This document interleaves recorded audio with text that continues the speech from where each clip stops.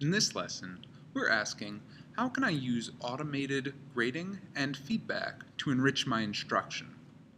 Now, I chose the wording of that question very carefully because I'm assuming that you already know, if you're in this course, how to build an online test in Blackboard or in some other LMS or using some other service. But the question I really want to get at is how to use it to support good instruction, how to fit it into a class that actually helps students to build a deeper understanding and not just pass a test. For many teachers, the online test is sort of a gateway tool. It's the thing that really gets their attention and brings them into doing online or blended learning.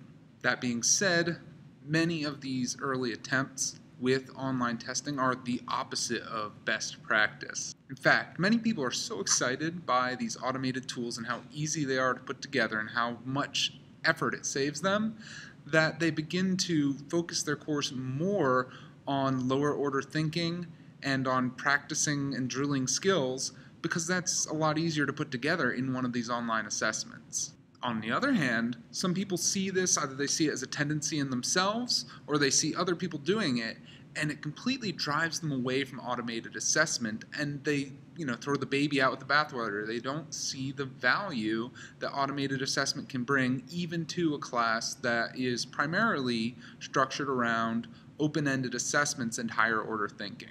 So that's what this lesson is about, is finding that balance and using automated assessments to enrich your instruction to help support you in building open-ended courses that reach higher order thinking.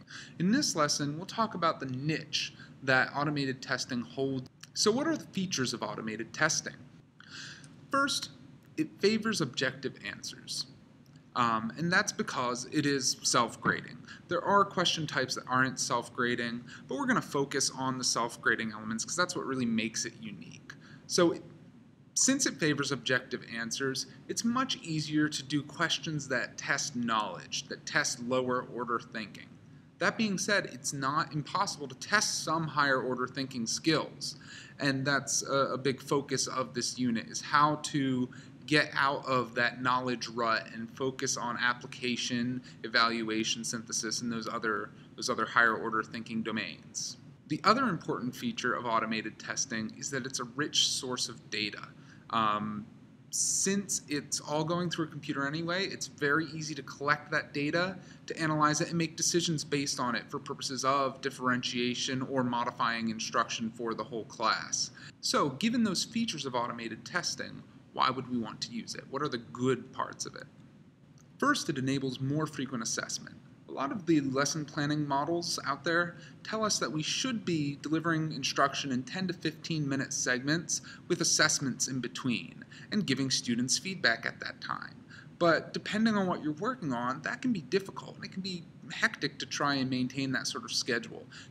Automated feedback with automated grading is just one tool in your toolbox to be able to do that. Using these tools for more frequent assessment can be used both as pre-assessment and formative assessment to inform your differentiation in your classroom.